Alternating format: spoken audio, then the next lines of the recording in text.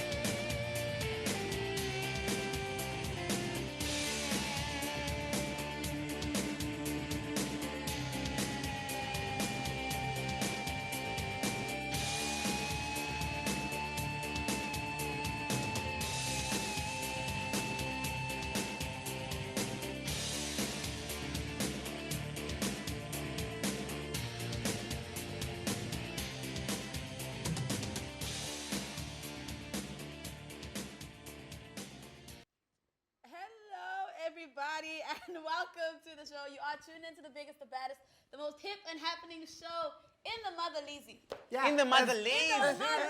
On your mama's television. What?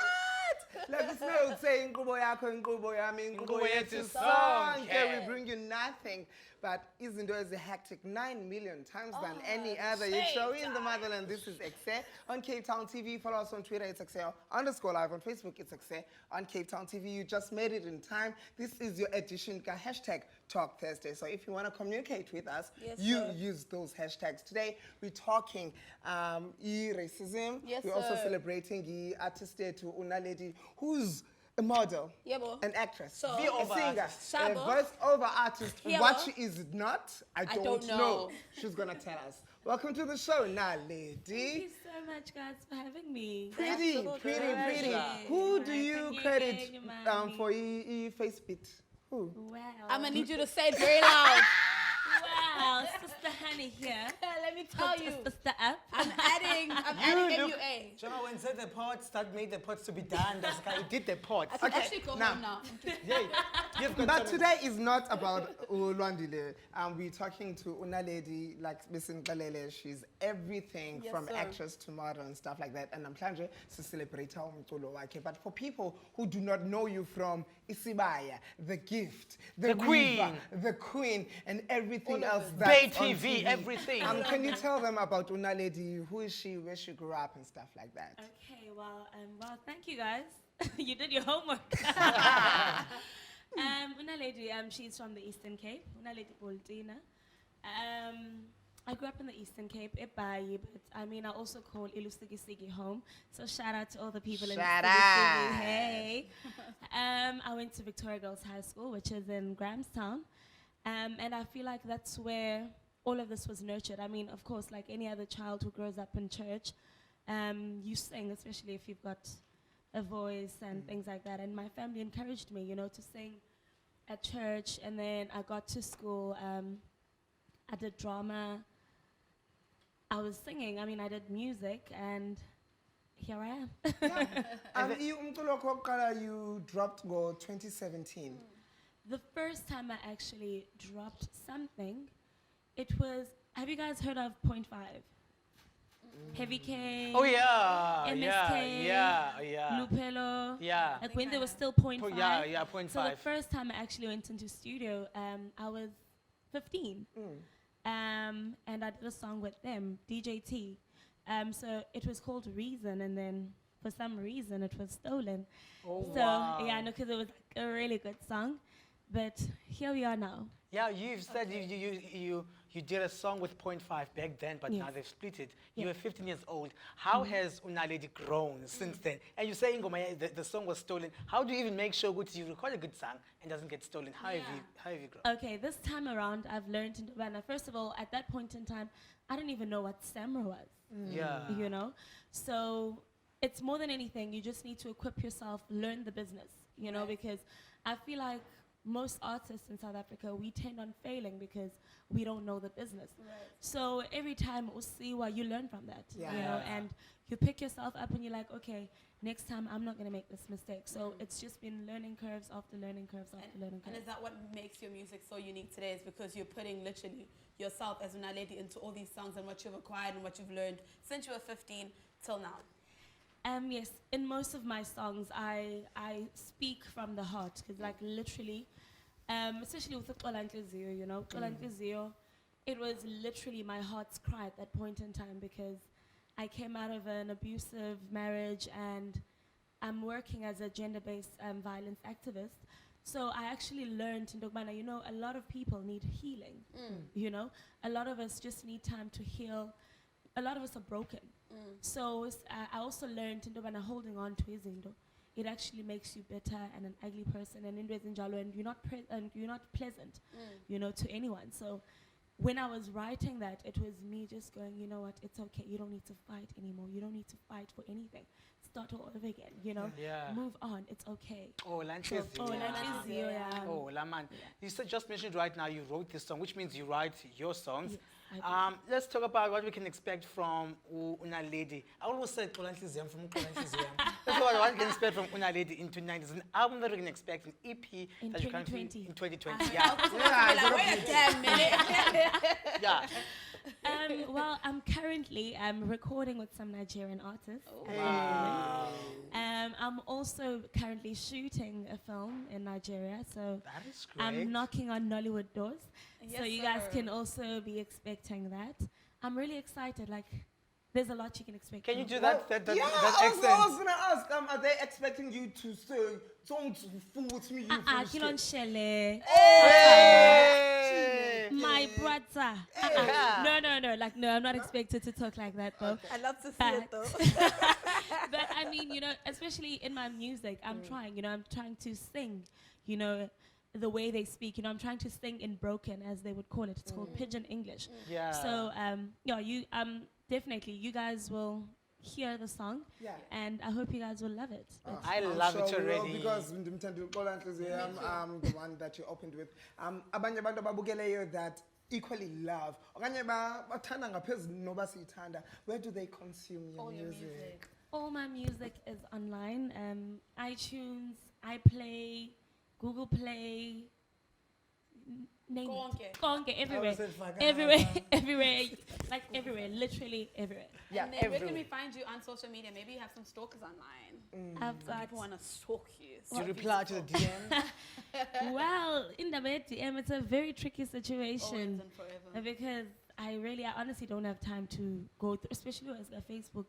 There's too many stalkers on Facebook, but that's a story for another day. But I don't really go through my DM. But ungubani pa social media? Naledi Baltina and change.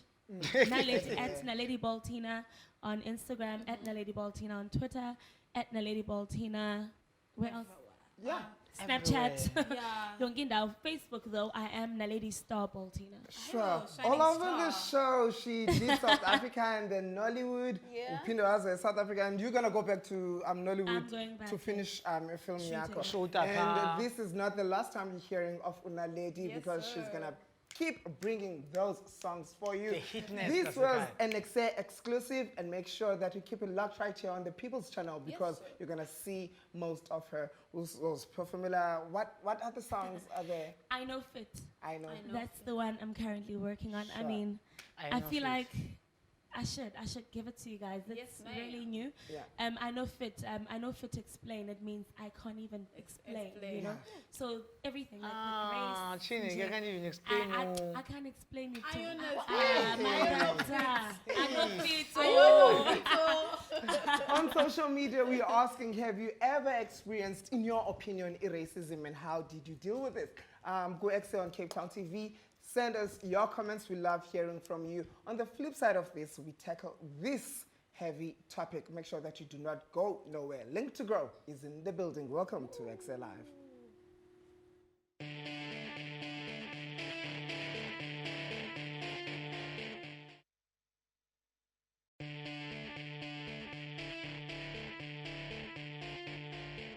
Welcome back, everybody. You're still tuned into EKSE on Channel 263, where we will be giving you nothing but the best of the juiciest content, actually talking about real-life issues that are happening right here in South Africa. And the topic that we are tackling today is racism. So don't forget to let us know on our social media pages if you have experienced any sort of racism. The hashtag to use is Talk Thursday. We are on Facebook. It is EKSE_live on Twitter, as well as EKSE on Cape Town TV on Facebook, as well as EKSE_CTV on Instagram. And obviously, I don't roll alone. Yeah, it's not a J, but I know it's a point. Flick it right here. We're talking all things hashtag racism. Let us Yes, know sir. if you have faced any racism. I'm sure it's sort of the heavy topics that most people face. Most people in South Africa, Yeah, most people in especially. South Africa face Yeah. on daily basis. So do be sure to let us know right now on social media. Right now on the Yellow Couches, we're joined by Susan and Shelley, who are all the way from Link to Grow. Well, all about making women advance, correct? Hello, Hello, welcome. Thank you for joining us. that's lovely to be here again. Link to Grow is Yeah. an NPO which is committed to the advancement of women. And we've been around for about 10 years. So we've had a number of different projects, Abused Women Home and literacy, education, various small projects where we take youngsters to the theatre and on outings and you know, trying to expose people to things they haven't been experienced before. Well, let's talk about some of the projects that you guys work on. What is the main project? I must say it's good to see that in 26 years of democracy, there are people who are doing great things. Yes. Link to Grow is an amazing initiative. But tell us about some of the projects that you guys run. I'd love to share that with you. One of our main projects is our mentoring program. Right. We introduced this about 4 years ago to the Good Hope Seminary School. There, every year, we have 20 girls who we mentor in grade 11 through to grade 12. They have to go through a selection process, and should they be successful, we then partner them with mentors, and they, together with their mentors, tackle any problem that they might have, whether it's an educational problem, a psychological problem, anything, bullying, whatever it is. And the trust that they have with their mentors is very, very important. There's no interference from their parents, from the teachers. It's really between the mentor and the mentee. And we've had much success during this, or during the last 4 years. We've only had one individual who hasn't enjoyed it and has chosen to remove herself. But we've also had great successes with one of our students coming through as an engineer through varsity at Stellenbosch. That's great. We've now taken on another school, Windermere, where we are going to be mentoring 10 children as a second school. Master, everyone deserves a mentor in life. Yes, everyone deserves a mentor and a second chance in life. Now, what are the key things that keep you going? I mean, you've been an NPO that's been running for quite some time, and I imagine that there's a lot of challenges that you do face. So what are the things that hone you in and remind you, actually, this is why we're doing this, and we're going to continue doing it to strive for a better South Africa? So we, I think our biggest challenge is members to the group, because we are quite a small group and we do things ourselves. Sponsors are also a problem, because actually what happens is we have amazing events like a fashion event or an art auction or a concert, but we're not really in the business of doing that. We have to do that in order to raise funds. Actually, what we'd like to do is to run the mentor program. Right. So it would be lovely to have corporate sponsors, and we've now got our PBO status, which means we can issue tax benefit certificates for anybody who does give donations. Right. And then various other things like the psychometric testing that we do for the mentees is very expensive. So that would be nice if we could get a partner to do that with us, so that we don't have to pay the high costs. Running skills training workshops and things, outings and things like that for the girls. Would be lovely to connect with people in the community who could help us do those kind of things. Amazing. I hope someone is watching right now, because I feel like sponsorship is always a problem when it comes to running NPOs. People don't get sponsors, and then they end up closing those NPOs, and then children who depend on those NPOs lose something to do during the day or after school. So it's good to see that you guys are still running, and hopefully someone's going to come on board and say, guys, I've got some cash and I'll give it to you, so you can give do it the good work. It's not only about money, cash. though. Obviously, it's very nice to be sponsored, but I think at the moment we're looking for new mentors. Okay. So if we've got 20 from the one school and 10 for the other, we're looking for 30 women who have worked for a little bit, or who have their own business or a bit of expertise, who can come and join the program and team up with the girls. When you take boys, I'll definitely become a mentor. Contact me when you have boys on board. I'll definitely join and become a mentor and give my time. We're gonna head over to Llama. Llama. Oh, yeah. which is on the I panel. understand that there's an event coming through on the 14th of March, and there you'll be talking about unconscious biases and inherent racism. I want to find out, what are those two things, unconscious bias and inherent racism? Okay, I'm just going to say that our workshop on Saturday has an aim of getting different people together to talk about heavy topics. We did 3 events last year where we got to know each other. We built a foundation of trust and fun together and tackled various important things about the future of South Africa. And we feel that we're ready to deal with things like bias, discrimination, racism, etc. So I'm going to hand over to Edwin and our other guests to enlarge on what that means. Okay, so I will speak to inherent racism and bias and discrimination. I think there's always this confusion when we try to put it all together as one. And I think one of that reasons is when we look at the definition that we have when you Google, and which you also use in our government documents, is basically that discrimination, bias towards people, and racism are taken into one definition, but it's not that simple. So racism is an institutionalized process that has happened over many, many years of one race basically enforcing it onto another. One being the superior and one being the inferior group. When we look at bias, bias is something that we all have. We all can contribute some of our upbringing to some biases. For example, long hair is the only beautiful way of looking. So now we all need to have all this blue, this beautiful long hair. Because if short hair is not beautiful, and I know that was dispelled when Miss South Africa, the new Miss World showed us all you don't need all of that. So that's a bias that we grow up with. But we also have this internalized or implicit biases which we grew up around our parents, which was enforced in us without even knowing. That's why we have this big divide between us amongst black, white, colored people. Because you don't even know why you do it. You don't even know why you don't like white people, or why white people don't like black people, or something like that. Yeah. But it's something that was put in you. It's like a little switch. When you meet somebody, it's almost like you automatically know, I don't like this person. And yet you don't know nothing about this person. So it's something that you taught, you're not born with. You taught, you're not born with it. I think it was Mandela who said, you are taught to be racist, and therefore it's easier to unlearn, and therefore love is the principle to go with. So do you think that being nice can end racism? Oh, there's no way we can end racism with niceness. Okay, let's find out how being nice cannot end racism. Here's a doctor who's going to teach you a thing or two.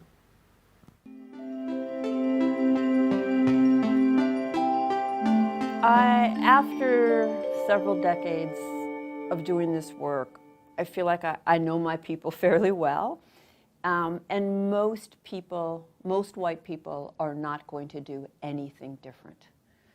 Most white people that attend my workshops will say, wow, that was really interesting or provocative, if they're open. If they're not open, they'll just have their reasons why they have to reject what I said. But even those who are open to the message, if it is not sustained, it won't make much of an impact. You know, I often say when I'm in front of a group, everything outside of this room will compel you not to see this anymore. The forces are incredibly seductive, the forces of white solidarity, the forces of keeping other white people comfortable, the forces to not see or name any of this. And if you don't put some kind of structure around yourself to keep you focused there, you're going to slip right back into the status quo. For so many white people, we think that the answer to racism is friendliness. If you notice the evidence that most white people will give for why they're not racist, one of their top pieces of evidence is, I know people of color. I have friends of color.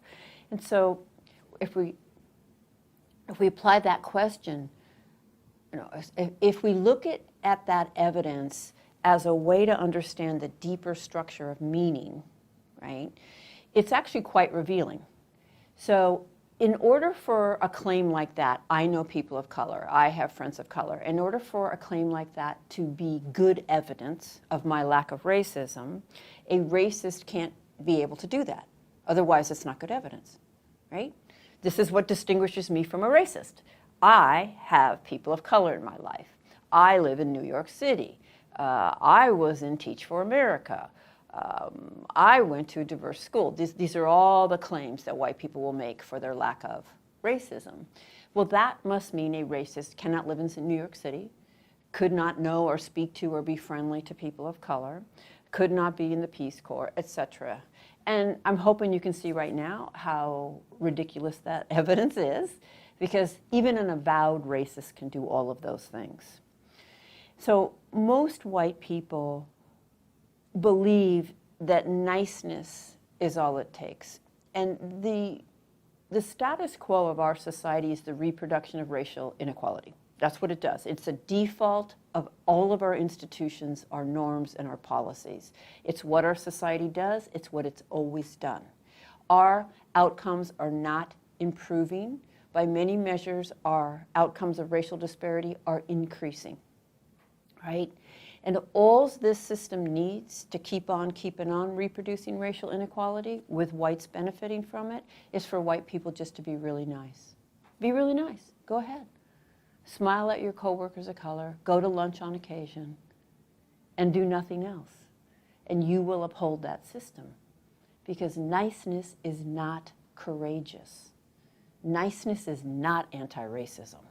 Niceness will not get racism on the table, and it will not keep it on the table when everyone wants it off the table.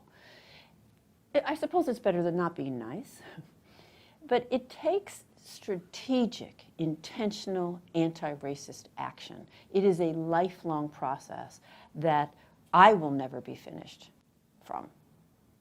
The mainstream definition of a racist is an individual, always an individual, not a system, who consciously does not like people based on race, must be conscious, and intentionally seeks to be mean to them, must be intentional.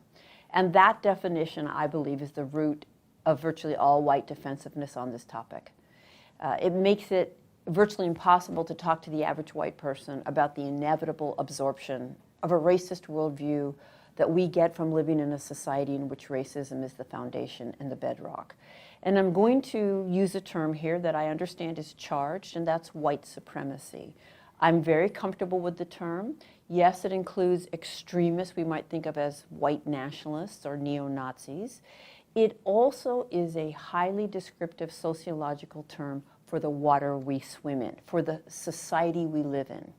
A society that holds white people up as the human ideal, as the norm for humanity, and everyone else as a particular kind of human and a deficient one, right? So I live in a society that from the time I open my eyes, in myriad ways, both implicit and explicit, has conveyed to me that I am inherently superior.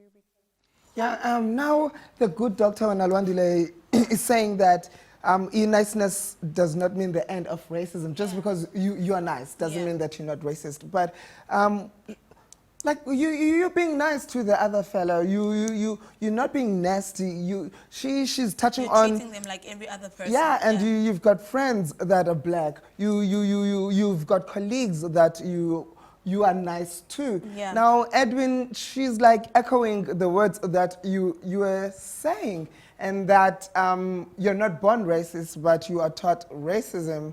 Do you want to elaborate on that?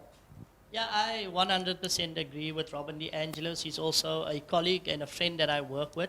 And she has been to South Africa to discuss specifically that issue. So it's all good and fair. We have to be nice to each other. I mean, niceness is such a common thing. We can all be nice, and that's cool. But what we need is equality. We need equity. We need empowerment. Yes, we sir. need our people, especially people of color, to actually start looking like we are accessing this power of money, this power of education, good education, quality education. So for that, we don't need niceness. For that, we need people to buy into our dreams, our beliefs, and what we want to achieve. We need white people who for a long time own the system of producing success to start putting that production into our dreams so that we can all start living this life that actually looks like we are all trying to be good, nice, and successful. Yeah. So, And also by being nice, you're not doing anyone a favor by being nice. You're doing mean, we yourself have a to be favor. nice. Because in Africa, we believe in the spirit of Ubuntu, where you treat everyone equally and you treat everyone even way better than the way you treat yourself. I want to touch on white fragility. Can you, Laura, tell us a bit about that? What is that? So from my understanding, I'm going to let Edwin correct me here, but it's this idea that, as Robin DeAngelo was saying, that when faced with issues around racism, white people will get very defensive and very protective over what they have and who they are, and feel attacked. And I think it goes back to, as she was explaining, that basically our world, the default setting is white. So the norm around our world is that we have a white culture that sort of dominates, and if you don't fit in, you sort of feel very out of place. The water around us as fish is a white culture. So you can kind of understand the white fragility response, because you've only known one way.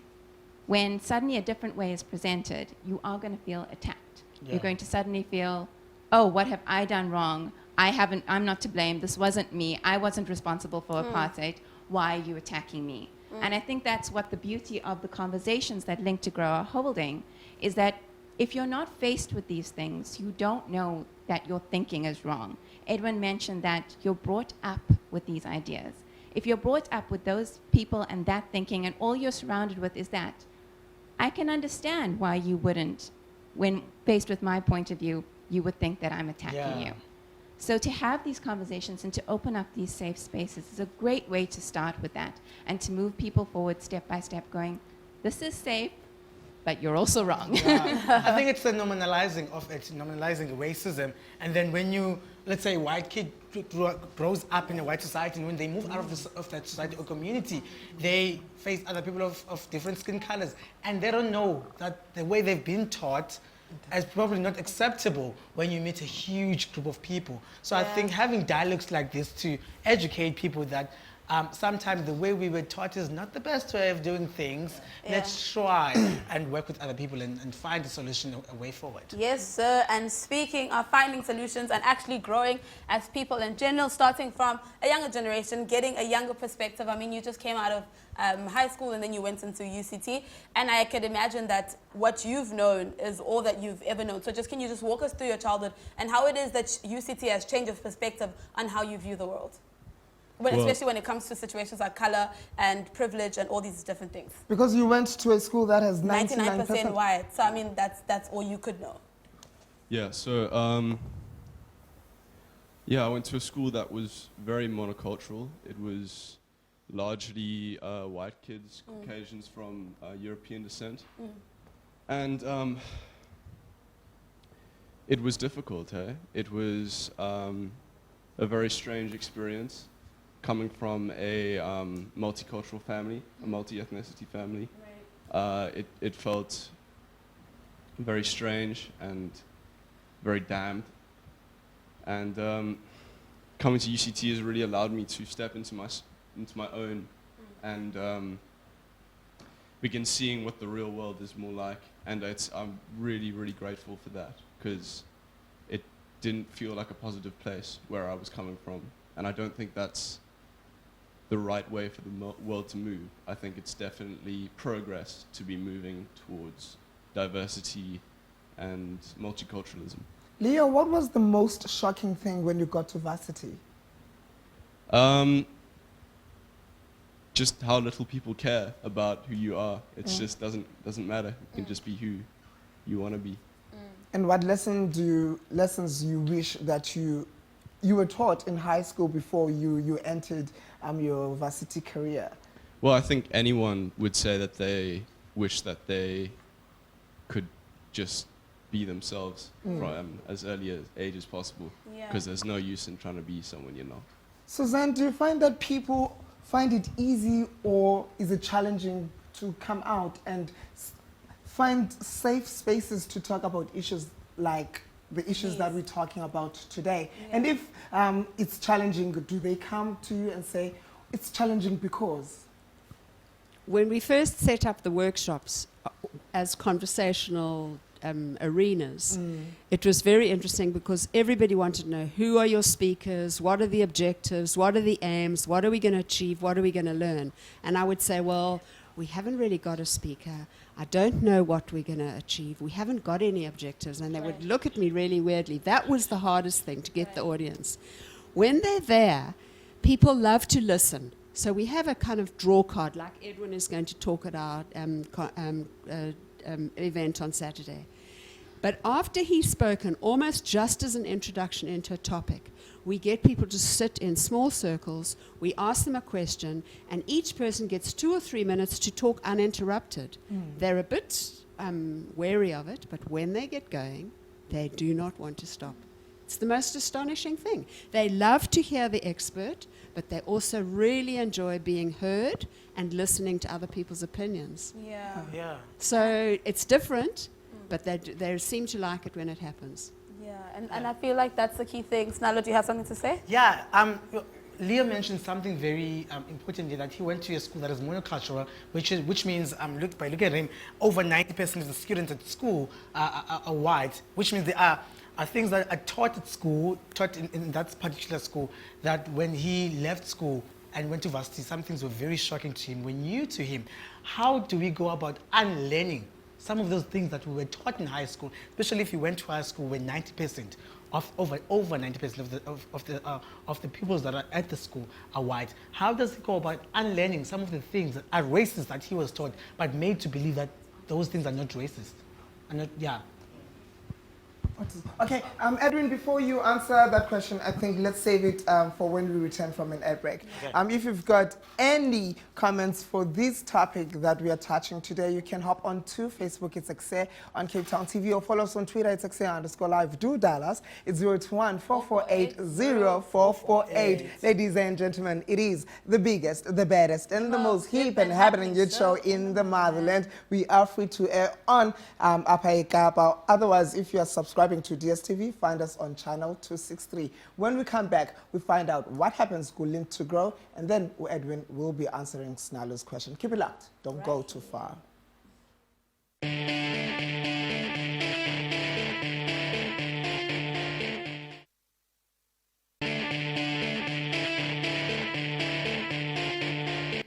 EKSE at CapeTownTV.org is where you find us on the email. Otherwise, on the World Wide Web, it's W. Oh, man. mtv.co. I don't know.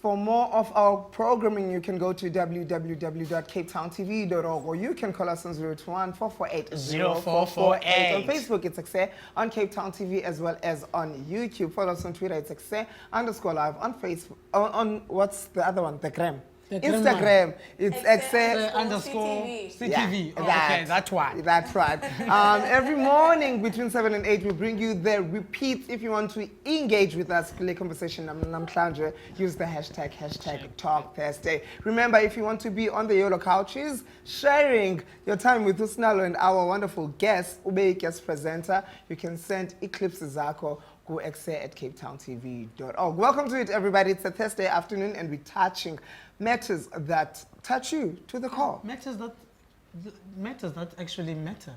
Yeah. Matters that actually matter. Be sure to become part of the engagement right now. We still have Edwin and Laura on the yellow couches. You work closely, Laura. I know you work closely with an NPO that works with learners from disadvantaged areas. Tell us a bit about Outliers quickly. Thanks so much. So Outliers supports after-school programs.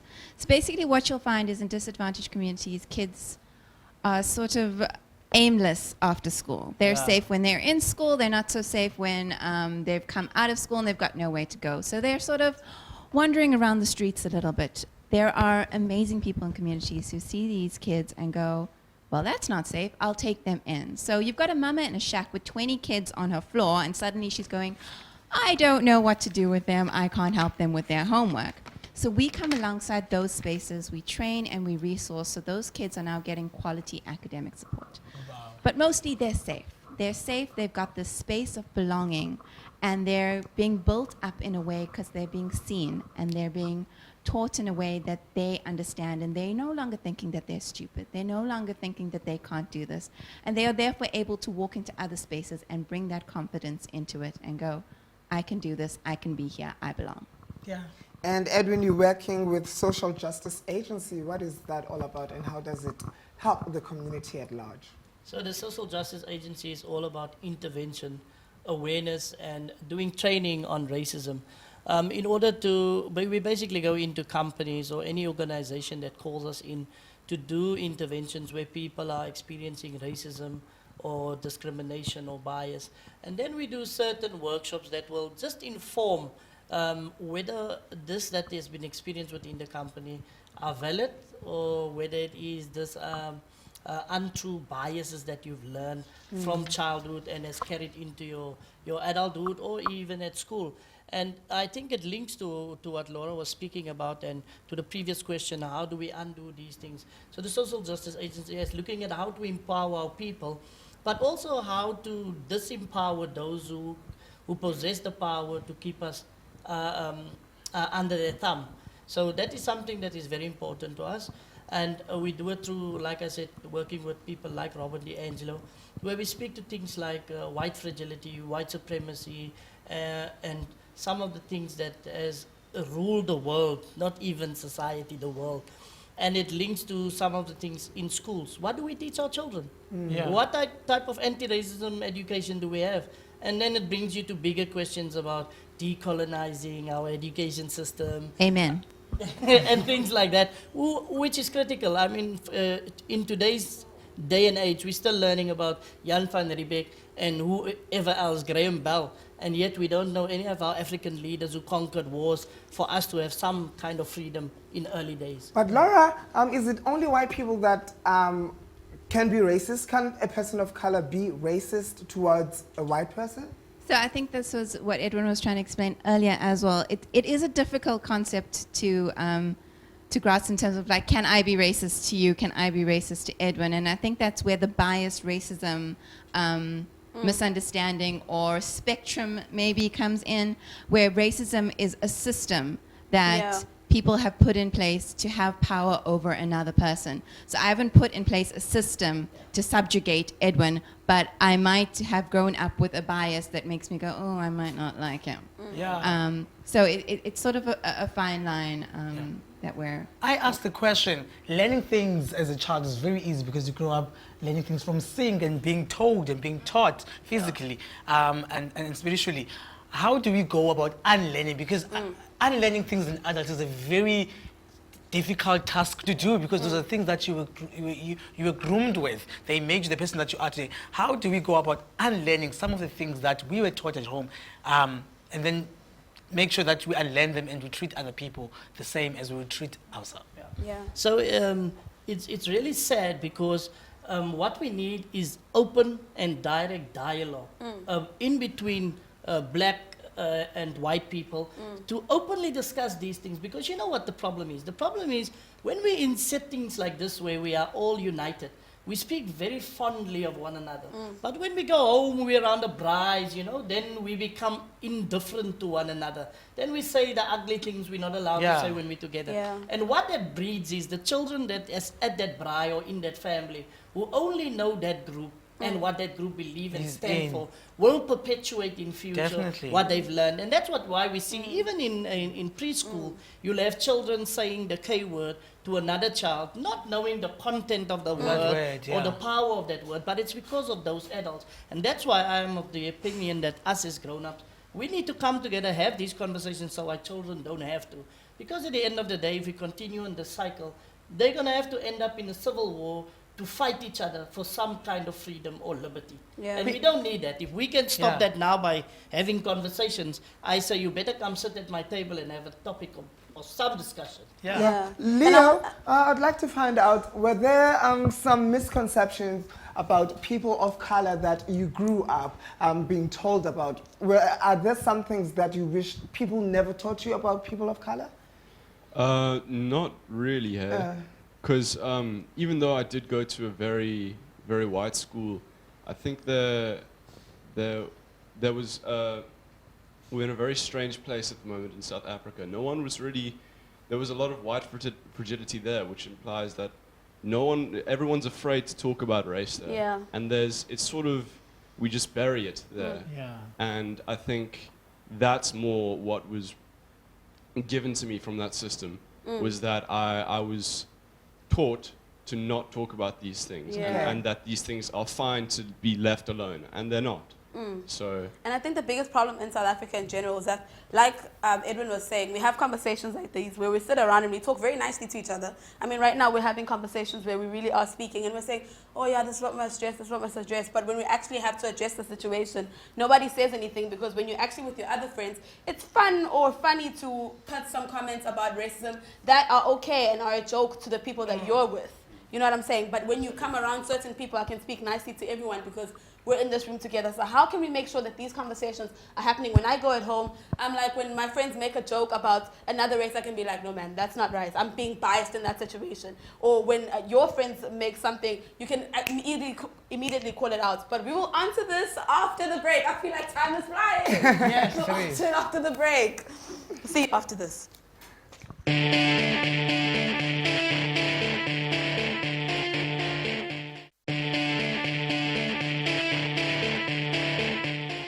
So the question is, are we living in a rainbow nation or is racism still thriving? Well, coming from the Western Cape and being a Cape Coloured, I can proudly say that racism is still an effect of my everyday.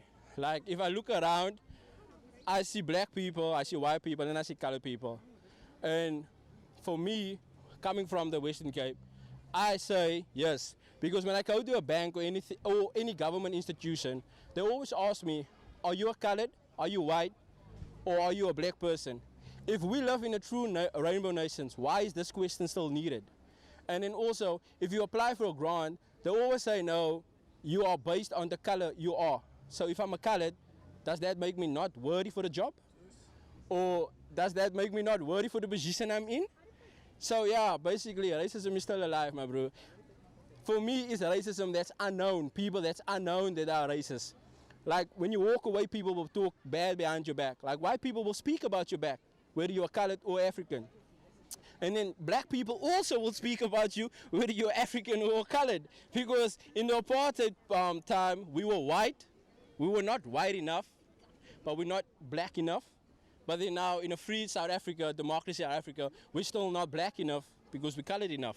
So yeah, my bro, for me, racism is still alive. Now we want to find out from the panel. Shirley, we'll start with you. Have you experienced discrimination or racism, and how did you deal with that? Are you talking about racism towards a white person or a black person? Towards you. There? Towards me.